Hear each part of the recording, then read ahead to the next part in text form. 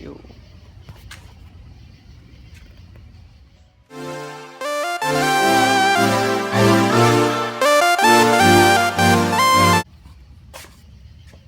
So if you consistently document, repurpose what you do every day, make it purposeful, like reviewing your day, giving your ahas of the day, like I'm doing right now in my garage late at night.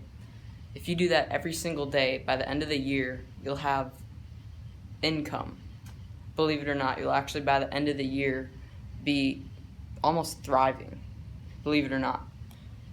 So success breeds success, and I'm going to keep documenting for you guys, but this has been today for me, and please subscribe, like for more. Bye-bye.